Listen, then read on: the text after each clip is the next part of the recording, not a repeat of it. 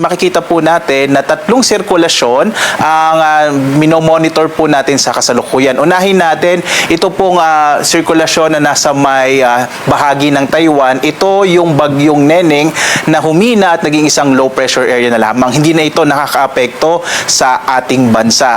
Yung isa pong panibagong sirkulasyon na minomonitor natin, ito po yung nasa labas ng Philippine Area of Responsibility. Nasa medium chance po ito na maging bagyo. At ito ay nasa mahigit around 1,700 kilometers silangan ng Mindanao. Base sa ating pinakauling datos, hindi ito papasok ng Philippine Area of Responsibility. Maaari po ito maging bagyo pero inaasa natin na malulusaw din agad. Kaya po hindi ito masyadong makakaapekto or hindi ito makakaapekto sa ating bansa.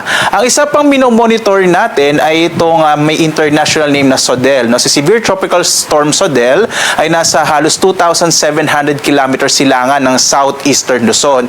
Ito po kasi yung bagyo na maaring pumasok ng Philippine Area of Responsibility bandang araw ng Linggo o hanggang sa Lunes. So ito po yung mga minomonitor natin na mga sirkulasyon. Again, lahat po sila nasa labas ng Philippine Area of Responsibility. Ang nakakaapekto ngayon sa ating bansa ay itong southwest monsoon o habagat. Bagamat medyo humina nga po ito at nakakaapekto na lamang particular na dito sa may hilagang bahagi ng Luzon. Ngayong araw, inaasahan natin, mapapansin nyo, halos walang masyadong kaulapan dito sa ating bansa. Kaya po, generally fair weather sa malaking bahagi ng ating kapuluan.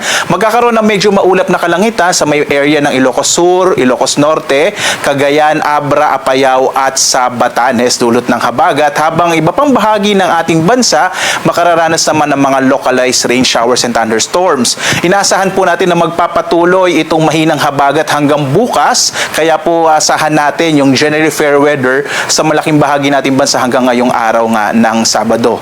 Pagdating ng Linggo hanggang Lunes, Martes, inaasahan natin na muling lalakas yung habagat dulot nga nitong minomonitor natin na bagyong SODEL.